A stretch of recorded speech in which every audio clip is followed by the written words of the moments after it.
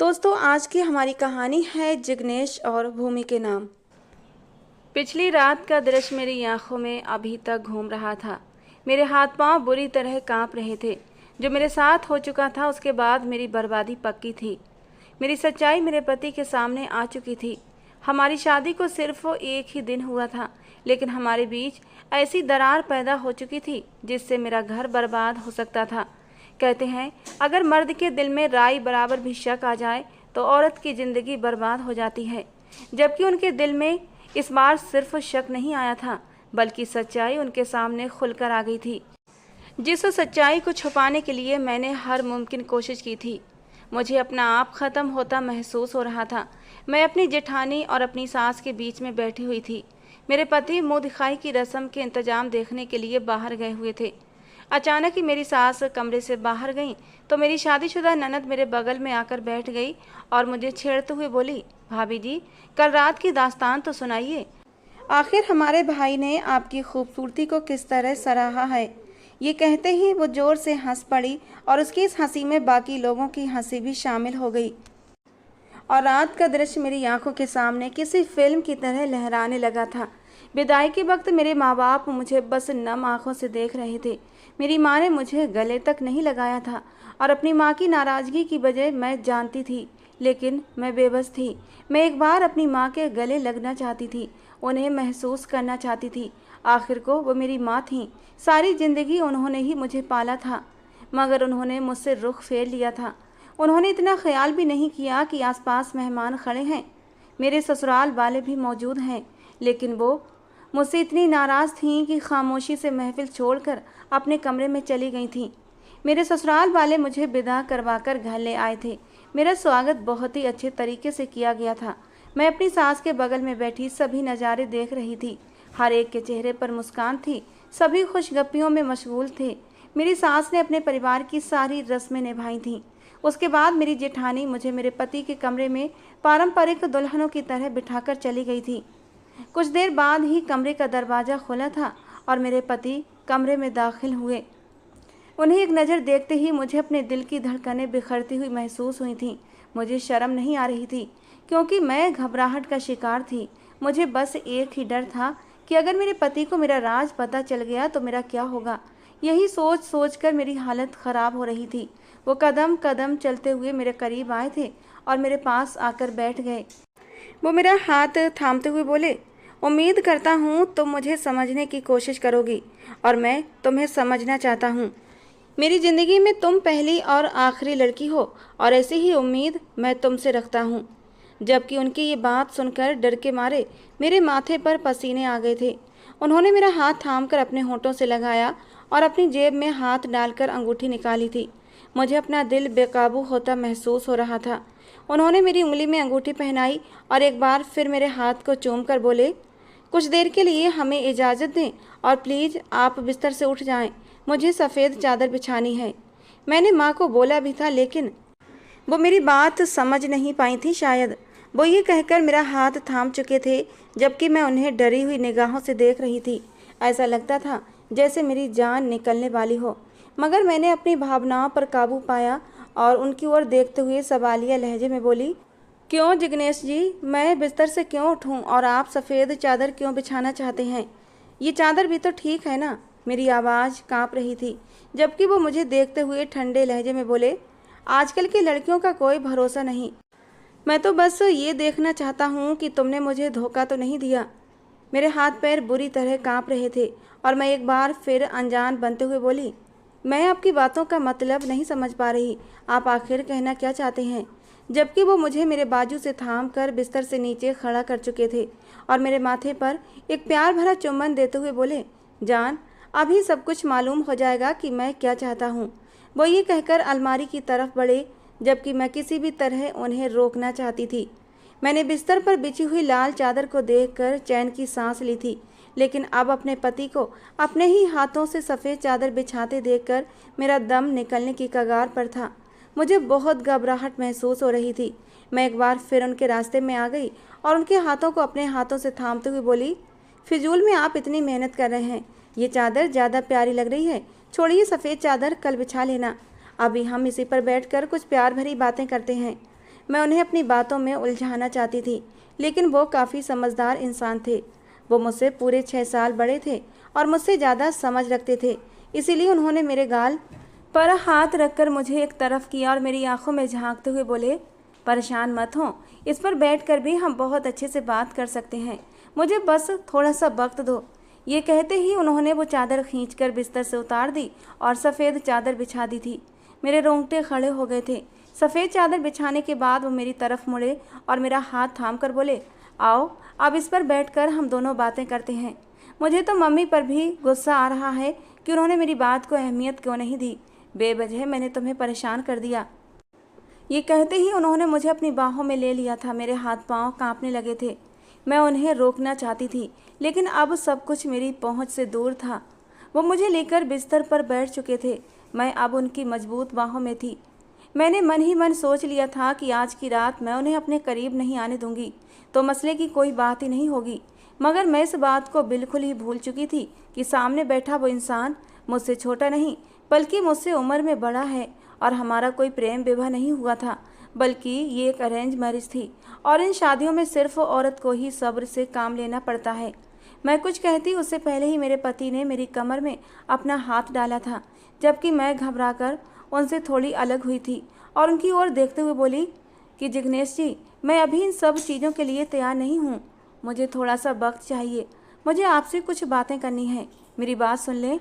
मैं लड़खड़ाते हुए बोल रही थी, जबकि अचानक ही वो मेरे होंठों पर झुके थे। मेरा दिल मुट्ठी में आ गया था। मैं किसी भी तरह उन्हें रोकना चाहती थी। थोड़ी देर बाद वो मुझसे अलग हुए और बिना मेरी इजाज़त के उन्होंने मेरा ब्लाउज ढीला कर दिया। डोरियां खुलते ही मुझे सब कुछ ख़त्म होता महसूस हुआ था।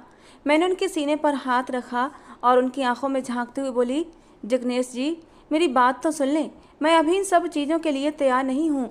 एक बार मेरी बात तो सुने। मगर अचानक ही उन्होंने मेरे शरीर से मेरा ब्लाउज अलग कर दिया और धीरे धीरे वो मेरे वजूद में खोते चले गए।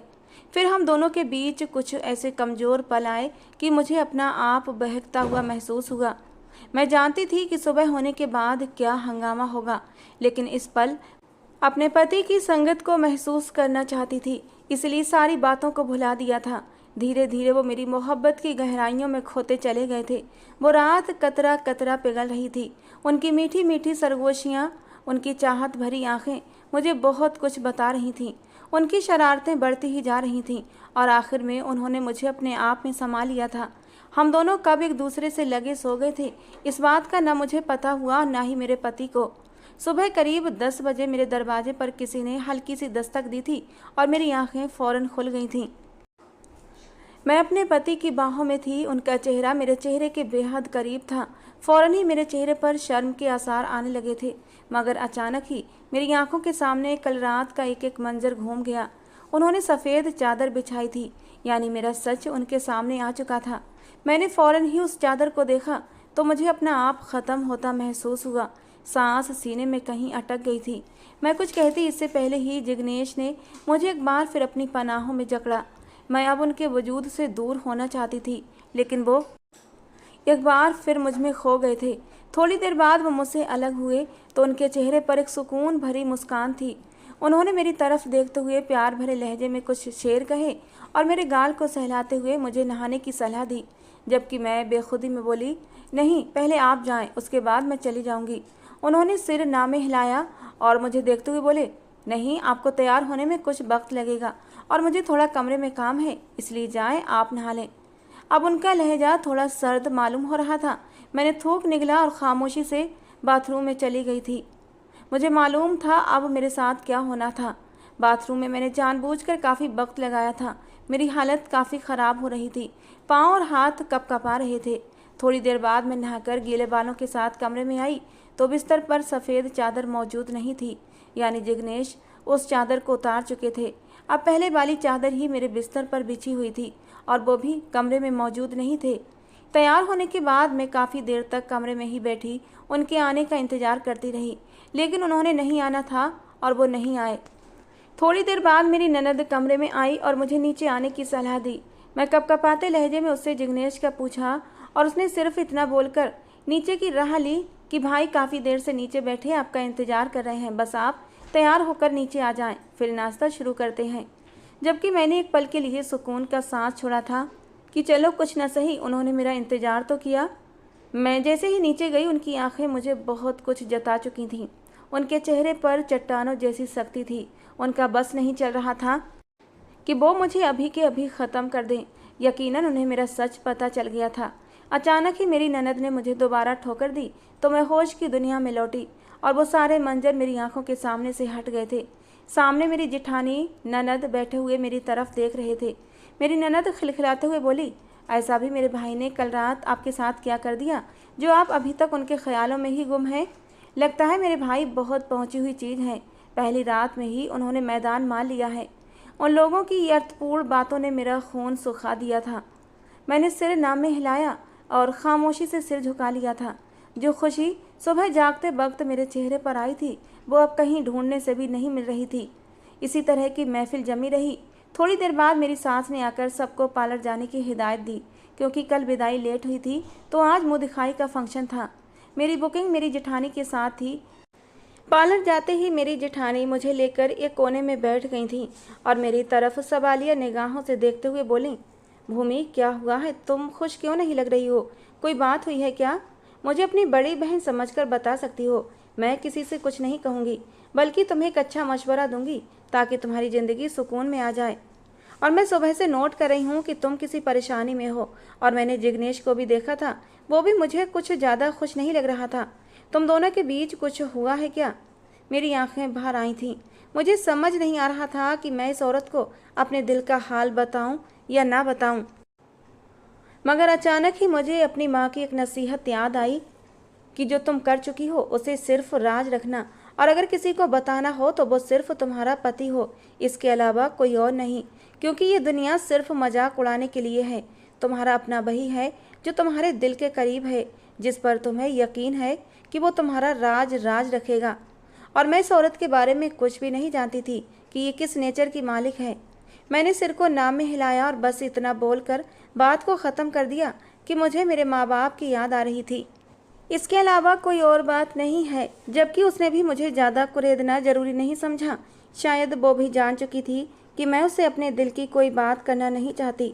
वक्त अपनी रफ्तार के मुताबिक गुजर चुका था और मुँह दिखाई की रस्म भी सकुशल हो गई थी। पूरे फंक्शन में जिग्नेश ने मुझे एक बार भी प्यार भरी नज़र से नहीं देखा था। हालांकि वो सबके साथ ही हंसकर मिल रहे थे, मगर मेरे चेहरे पर एक छोटी सी मुस्कान भी नहीं आई थी। मुझे अपने माँ बाप का भी इंतज़ार था, लेकिन मेरे सोचने के ठीक अनुसार वो लोग नहीं आए थे। बस मेरी एक छोटी बहन, मेरा भाई और कुछ रिश्तेदार ही आए थे। कई लोगों ने माँ बाप का सवाल भी उठाया था, मगर मेरी छोटी बहन और भाई ने ये बोलकर बात को संभाल लिया कि वो दोनों दीदी की जुदाई बर्दाश्त नहीं कर पाए हैं, इसलिए बीमार हो गए हैं। वो बाद में दीदी से मिलने के लिए आ जाएंगे। जबकि मैं असल हकीकत से जानकार थी कि वो लोग मुझसे मिलने के लिए क्यों नहीं आए थे। मुँह दिखाई के बाद हम लोग सीधा घर आ गए थे। मेरे दिल में अजीब अजीब ख्याल आ रहे थे। मुझे मालूम था कि घर जाते ही मेरी सास मुझसे मेरे माँ बाप का सवाल करेंगी और आखिर वो क्यों नहीं आए थे। और यही सब बातें मुझे परेशान कर रही थीं। घर में दाखिल होते ही मेरी सास ने मुझ पर सवालों की बौछार कर दी। मुझे समझ नहीं आ रहा था कि मैं अपनी सास को किस तरह संभालूं। दिन भर की टेंशन ने मेरे दिमाग को एकदम सुन्न कर दिया था। अचानक ही मेरा दिमाग अंधेरे में डूबता महसूस हुआ और इससे पहले कि मैं चक्कर खाकर गिर पड़ती, अचानक ही किसी ने मुझे मजबूत बाहों में ले लिया था। जैसे ही मैंने उस इंसान की तरफ देखा तो मुझे अपना आप डूबता हुआ महसूस हुआ था। वो कोई और नहीं बल्कि मेरा पति जिग्नेश थे, जो मुझे अपने साथ लगाते हुए बोले, मम्मी आपको ज़्यादा परेशान होने की ज़रूरत नहीं है। इसके माँ बाप क्यों नहीं आए वो उनका प्रॉब्लम है। अब ये हमारे घर की बहू है, इसलिए बेवजह के सवाल करके इसे परेशान मत करें। आप भी आराम करें, रात काफ़ी हो चुकी है। वो ये बोलकर सीधा मुझे कमरे में ले आए थे, जबकि मैं हैरान थी। मुझे तो लगा था कि हो सकता है वो भी अपनी माँ के साथ मिलकर मेरी बेइज्जती कर देंगे, लेकिन ऐसा कुछ नहीं हुआ था। लेकिन कमरे में जाते ही जिग्नेश ने मेरा हाथ झटक दिया। वो मेरे वजूद से बिल्कुल बेगाना हो गए थे। ऐसा महसूस हो रहा था जैसे हम दोनों एक दूसरे को जानते ही नहीं हों। वो अजनबी जैसे बर्ताव करते हुए सोफे पर बैठ गए थे। मैंने उनकी तरफ एक नज़र देखा और खामोशी से चलकर उनके बराबर में बैठ गई। मैं कुछ कहती या सुनती, अचानक ही उन्होंने मेरा बाजू अपने मजबूत पकड़ में थाम कर मुझे अपने सामने कर लिया और मेरी आंखों में झांकते हुए बोले, मेरे करीब आने की या मुझसे कोई भी बकवास करने की तुम्हें बिल्कुल भी ज़रूरत नहीं है। तुम्हारा राज मुझे मालूम हो गया है और मैं अपने भगवान से शिकवा भी कर चुका हूँ कि उसने मुझे तुम जैसी लड़की क्यों दी। जब मैंने कभी अपना किरदार ख़राब नहीं किया, कभी अपनी दुल्हन की अमानत में बेईमानी नहीं की, तो फिर मुझे तुम्हारी जैसी लड़की क्यों मिली। उनकी आंखों में शिकवा था, लहजे में शिकायत थी, जबकि मैं 100 मौत मर रही थी। मुझे तो यकीन ही नहीं आ रहा था कि भगवान ने मुझे इतना अच्छा पति दिया था। पहले तो मैं यही सोचती थी कि मैं जो कर चुकी हूँ वो मुझे काटना है। मेरे नसीब में कोई ऐसा इंसान आएगा जो बद किरदार होगा, जिसकी पहले से ही कई लड़कियों से दोस्ती होगी। लेकिन अपने पति के मुंह से ये सब सुनकर एक पल के लिए मुझे अपनी किस्मत पर गर्व हुआ था। उनकी आंखों में सच्चाई साफ थी। मैं बिना सोचे समझे उनके सीने से लग चुकी थी। मेरे आंसू उनके कमीज को भिगो रहे थे। उन्होंने मुझे थामा नहीं था, बल्कि वो तो मुझे देखना भी नहीं चाहते थे, मगर उन्होंने मुझे खुद से अलग भी नहीं किया था। काफ़ी देर रोने के बाद मैं घुटी घुटी आवाज़ में बोली, मैं मानती हूँ मेरा किरदार ख़राब है, मैं अपनी इज्जत गंवा चुकी हूँ, लेकिन मेरा कोई कसूर नहीं। मेरा तो इस्तेमाल किया गया था, लेकिन मेरी कोई बात सुनना ही नहीं चाहता। सभी मुझसे नफ़रत करते हैं, मगर मुझे उम्मीद है कि जब एक इंसान इतना बड़ा राज जानने के बाद भी मेरे हक़ में अपनी माँ के सामने खड़ा हो सकता है, तो वो मेरी बात ज़रूर सुनेगा। मैं एक आस से जिग्नेश की तरफ देखते हुए बोली थी, जबकि उन्होंने मुझसे अपना रुख फेर लिया था, मगर मैं खामोश नहीं हुई थी। यही एक नाजुक पल था। अगर मैं अपने पति को अपनी सच्चाई बता देती, कुछ भी न छुपाती, तो हो सकता था वो मेरी बात पर यकीन कर लेते। मैंने शुरू से अपनी कहानी उन्हें सुनाना शुरू कर दी। मैं घर भर की लाडली थी, सभी मुझसे बहुत प्यार करते थे। मम्मी पापा मेरी हर फरमाइश पूरी करते थे। मेरे किसी भी भाई बहन को मोबाइल इस्तेमाल करने की इजाज़त नहीं थी, यहाँ तक कि परिवार की किसी भी लड़की के पास मोबाइल फ़ोन नहीं था। मगर मैं अकेली ऐसी थी जिसने अपने पापा से एक बार कहा कि मुझे मोबाइल चाहिए। मेरे सभी सहेलियों के पास मोबाइल फ़ोन है, मुझे भी चाहिए।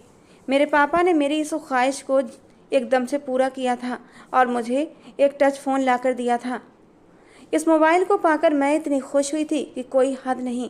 ज़्यादा मोबाइल चलाना नहीं आता था, इसलिए कुछ तो अपनी सहेलियों से सीखा और कुछ छोटे भाई से सीखकर इसे इस्तेमाल करने लगी। लेकिन जैसे ही इंटरनेट मेरे हाथ में आया, मैं बिल्कुल दीवानी हो गई। हर लड़के को अपनी फ्रेंड रिक्वेस्ट भेज देती, उसकी रिक्वेस्ट एक्सेप्ट कर लेती। इसी दौरान मेरी दोस्ती एक लड़के से हुई जो संयोग से मेरे कॉलेज का ही था। शुरुआत में हम दोनों एक दूसरे के सामने नहीं आए थे, बस मोबाइल पर ही संपर्क था। उसका नाम विष्णु था। हम दोनों की दोस्ती ऐसे हो गई कि सुबह शाम हर वक्त मैसेज पर बातें करते रहते थे। सुबह मैंने क्या खाया, आज मैंने क्या पहना है, आज मैं किससे मिली, कौन हमारे घर आया, मम्मी क्या कर रही हैं, पापा से आज मेरी क्या बात हुई। आ से लेकर ज्ञा तक मैं अपने दिल की हर बात उससे बताती थी। मुझे मालूम नहीं था कि प्यार क्या होता है, क्योंकि मैंने कभी इस तरह की बातें नहीं की थीं। लेकिन धीरे धीरे मुझे उस इंसान से लगाव होने लगा था और वो भी मुझे अपनी तरफ आकर्षित करने की हर संभव कोशिश करता था। कभी मेरी आंखों की तारीफ करता, तो कभी मेरे होठों की, कभी मुझे कुछ कहता, तो कभी प्यार भरे शब्दों से मुझे बुलाता। ये उसका पसंदीदा शौक़ था। इन सब चीज़ों की वजह से मैं बहुत जल्दी उसकी दीवानी हो गई थी। मुझे पता भी नहीं चला और मैं उसे पसंद करने लगी। कुछ दिन बाद ही हम दोनों ने एक दूसरे से मुलाकात भी कर ली थी। अब तो ये हाल हो गया था कि मैं और वो कॉलेज में हर वक्त साथ रहते थे।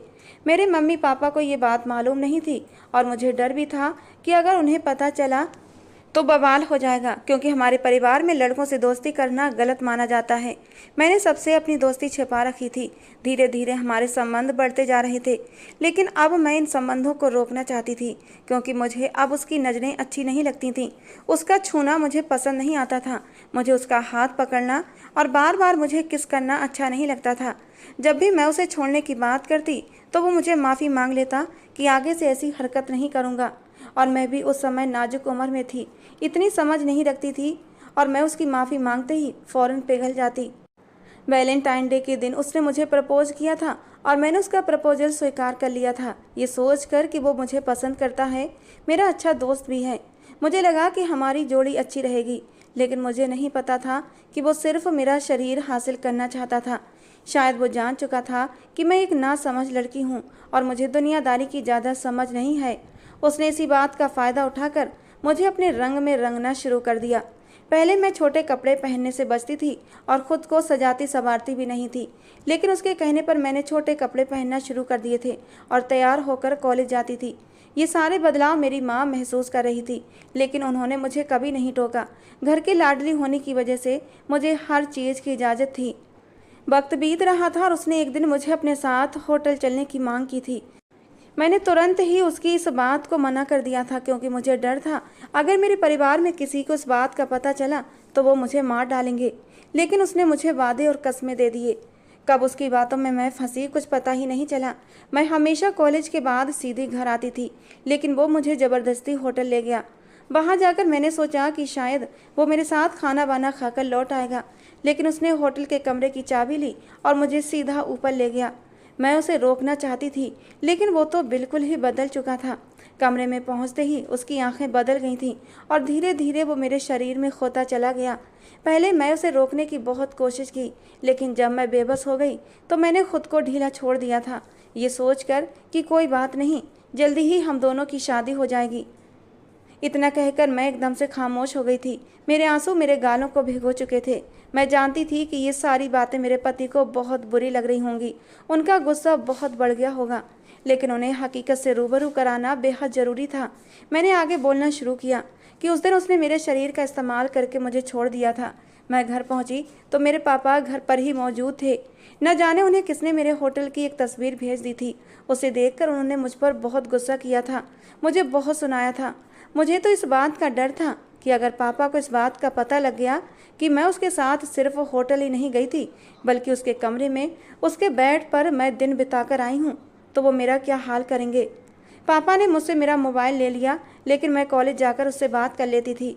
धीरे धीरे वो मुझसे दूर होता जा रहा था, ना मुझसे बात करता ना ही मेरी तरफ ध्यान देता था। शायद ही उसका शौक था सीधी सादी लड़कियों को फंसाकर उनका इस्तेमाल करना और फिर उन्हें छोड़ देना। पापा और मम्मी मेरी उस तस्वीर को देखने के बाद मेरी शादी कराना चाहते थे, लेकिन मैं इस बात के लिए बिल्कुल भी राजी नहीं थी। आखिरकार थक हार कर मैंने अपने पापा के कदमों में बैठकर विष्णु का पूरा सच बता दिया कि मैं उसके बिना नहीं रह सकती और मैं उसे शादी करना चाहती हूँ। मेरी बात सुनकर पापा ने उसी वक्त विष्णु को फ़ोन लगाया और मुझे उससे बात करने के लिए कहा। साथ ही ये भी कहा कि उससे कहो शाम तक रिश्ता लेकर आ जाए। अगर वो मान जाता है तो मैं तुम्हारी शादी विष्णु से करवा दूंगा। मेरे लिए ये बात बहुत मायने रखती थी कि मेरे पापा इस बात के लिए मान गए हैं। मैंने तुरंत ही विष्णु को फ़ोन लगाया। उसने मेरी पहली बार में ही कॉल रिसीव कर ली थी और कॉल उठाते ही बहुत ही बदतमीज शब्दों में बोला, क्या मुसीबत आ गई है तुम पर जो बार बार मुझे तंग करती रहती हो? अभी मैं किसी मीटिंग में हूँ, इसलिए मुझे फ़ोन करके फिर से परेशान मत करना। जबकि मैं जल्दी से बोली, विष्णु, मुझे तुमसे अपनी और तुम्हारी बात करनी है, मेरी एक बार बात सुन लो। वो बेजार शब्दों में बोला, मुझे अभी तुमसे कोई बात नहीं करनी, मैं मीटिंग में हूँ, बाद में बात करता हूँ। जबकि मैं जल्दी से बोल पड़ी, पापा ने मुझसे कॉल करवाई है और वो तुम्हारे और मेरे रिश्ते को लेकर मान गए हैं। तुम अपने मम्मी पापा के साथ हमारे घर आ जाओ और हम दोनों शादी कर लेते हैं। जब मैंने ये बात कही तो एक पल के लिए दूसरी तरफ से कोई आवाज़ नहीं आई थी। मुझे तो लगा कि कॉल कट चुकी है, लेकिन कॉल जारी थी और फिर अचानक ही विष्णु के हंसने की आवाज़ आई और वो हंसते हुए बोला, तुम्हें लगता है कि मैं तुम जैसी लड़की से शादी करूंगा जो सिर्फ प्यार के दो बोल सुनकर मेरे साथ होटल के कमरे तक चली आई और वहाँ रंगरलियाँ मना लीं। जब तुम मेरे साथ जा सकती हो तो फिर तुम किसी के भी साथ जा सकती हो, तुम्हें कोई फ़र्क नहीं पड़ेगा। आज तुम मेरे साथ सो गई, कल किसी और के साथ सो जाओगी। मैं ऐसी लड़की से शादी नहीं कर सकता जिसे अपने माँ बाप की इज्जत का भी ख्याल नहीं। कहने को कॉलेज जाती हो और वहाँ से कहाँ कहाँ चली जाती हो, किसी को कोई खबर नहीं होती। उसकी ये बातें सुनकर मेरा पूरा वजूद हिल गया था। मुझे उम्मीद नहीं थी कि वो ऐसी बात करेगा। मैं अपने माँ बाप के सामने शर्मिंदा हो गई थी। उन्हें सिर्फ यही मालूम था कि मैं होटल गई थी और उन्हें लगता था कि मैं सिर्फ खाने के लिए गई थी। लेकिन आज उसकी ज़ुबान से इतना बड़ा सच सुनकर मेरे पापा बुरी तरह टूट गए थे और मैं शर्मिंदगी में मोबाइल बंद करके चुपचाप अपने कमरे में चली गई थी। मेरे पास इतनी हिम्मत नहीं थी कि मैं अपने पापा की आंखों में आंखें डालकर कह सकती कि वो झूठ बोल रहा है, मगर पापा और मम्मी मेरे लिए रिश्ता ढूंढने में लग गए थे और मैं उस धोखेबाज का गम मना रही थी जिसने मेरी पूरी लाइफ बर्बाद कर दी थी। मुझे अब यही डर था कि मेरी शादी जिस भी लड़के से होगी, अगर उसे मेरी सच्चाई पता चल जाएगी तो क्या होगा। लेकिन मुझे पता नहीं था कि आप इस तरह से मेरी सच्चाई सामने लाएंगे। ये कहकर मैं चुप हो गई थी। मेरी आंखें झुकी हुई थीं और चेहरा आंसुओं से तर था। थोड़ी देर बाद मुझे अपने पति के हाथ अपने चेहरे पर महसूस हुए, जो मेरे आंसू पोंछ रहे थे। वो मेरी आंखों में देखकर बोले, भूमि, तुम्हें क्या लगता है? क्या तुम अपनी गलती पर पछता रही हो और क्या तुम शर्मिंदा हो? उनकी गंभीर आवाज़ सुनकर मैंने सिर उठाया। वो मुझे गौर से देख रहे थे। मैं रोते हुए बोली, जी मुझे बहुत पछतावा है और मैं अपने इस काम के लिए माफ़ी भी मांगती हूँ। बल्कि मैं तो ये भी कहती हूँ कि किसी भी लड़की को ऐसा नहीं करना चाहिए, भले ही लड़का कितनी भी मोहब्बत के दावे क्यों न करे। जो लड़का सच में प्यार करता है वो आपको अपने बिस्तर की शोभा नहीं बनाता, बल्कि अपने दिल की रानी बनाता है और आपकी इज्जत करता है। मेरी बात सुनकर मेरे पति ने मुझे अपने पास खींच लिया और मेरी आंखों में झांकते हुए बोले, जानती हो भूमि, राज सफ़ेद चादर ने नहीं खोला था, क्योंकि मैं इस सफ़ेद चादर के ढोंग को नहीं मानता। ये सिर्फ एक मन का बहलावा होता है। ये किसी लड़की की पवित्रता की गवाही नहीं देती। शक तो मुझे तब हुआ जब मैंने सफ़ेद चादर का नाम लिया था और तुम्हारे चेहरे के हाव भाव बदलना शुरू हो गए थे। तो मुझे वो चादर बिछाने से रोक रही थी और मैं यही हाव भाव जानने के लिए सफ़ेद चादर का नाम लिया था। और तुम्हारी घबराहट ने सारे राज खोल दिए थे और आज तुमने सारी सच्चाई खुद अपने मुंह से बता दी है। मुझे इस बात का बेहद अफसोस है कि मैंने अपने आप को अपनी दुल्हन के लिए संभाल कर रखा था और भगवान ने मुझे ऐसी लड़की दी। लेकिन शायद मेरे नसीब में तुम ही थी। मगर मुझे खुशी है कि तुम इस बात पर शर्मिंदा हो, लेकिन मुझे तुम्हें स्वीकारने के लिए कुछ वक्त चाहिए होगा। मैं इतनी आसानी से इस बात को भुला नहीं सकता। मैं मर्द हूँ और मेरी गैरत बर्दाश्त नहीं करती कि जिस लड़के से मेरी शादी हुई है वो पहले ही अपनी इज्जत खो चुकी है। वो ये कहकर चुप हो गए थे। मेरा दिल चाहता था कि ज़मीन फटे और मैं उसमें समा जाऊं। एक औरत के लिए वो पल बहुत मुश्किल होते हैं जब वो अपने पति के सामने गुनहगार बन जाती है, और आज मुझे भी ऐसा ही महसूस हो रहा था। मेरी माँ ने मुझे कई बार समझाया था कि लड़की की इज्जत कांच के बराबर होती है। अगर उसमें जरा भी दरार आ जाए तो वो दरार कभी नहीं भरती। कभी कोई ऐसी हरकत मत करना जिससे तुम्हारे बाप, भाई और होने वाले पति का सिर झुक जाए। लेकिन मैं अनजाने में ही ये गलती कर चुकी थी, जिसकी माफ़ी शायद ही मेरे लिए थी। लेकिन मुझे नहीं पता था कि दुनिया में कुछ महान लोग भी होते हैं। मेरे पति ने इस बात का दोबारा जिक्र तक नहीं किया था, बल्कि कुछ दिनों बाद उन्होंने मुझे पूरी तरह से अपना लिया था। मैं दिन रात उनकी सेवा करती हूँ। विष्णु को भुलाकर अपने पति की दीवानी हो गई हूँ। सच है कि जो इंसान खड़े किरदार का होता है उसका नसीब भी बहुत ऊंचा होता है। मेरे पति एक खड़े किरदार के आदमी थे और उन्हें एक प्यार करने वाली बीवी मिली थी। मैंने विष्णु को भूलकर अपने पति जिग्नेश के साथ पूरी ज़िंदगी जीने लगी थी। उन्होंने भी कभी मुझे ताना नहीं मारा था कि तुम एक गिरी हुई लड़की हो जिसने कुछ प्यार भरे दावों के आगे अपनी इज्जत गंवा दी। हमारी शादी को अब काफ़ी समय हो चुका है, लेकिन हमारे बीच ये बात कभी नहीं आती। मेरे पति ने मुझे दिल से माफ़ कर दिया है और अब हम दोनों पति पत्नी एक दूसरे के साथ खुश हैं। दोस्तों, आज की हमारी ये कहानी भूमि और जिग्नेश के नाम थी। आपको कैसी लगी ज़रूर बताना। पसंद आई हो तो प्लीज़ लाइक करना। अपने नाम की स्टोरी लिखवाने के लिए दोस्तों अपना नाम मुझे नीचे कमेंट बॉक्स में देना। मैं आप लोगों के नाम की स्टोरी लेकर भी ज़रूर आऊँगी। दोस्तों, जाते जाते हमारे चैनल को भी सब्सक्राइब कर लेना, जिससे कि आपको रोज़ एक नई स्टोरी सुनने को मिलती रहे।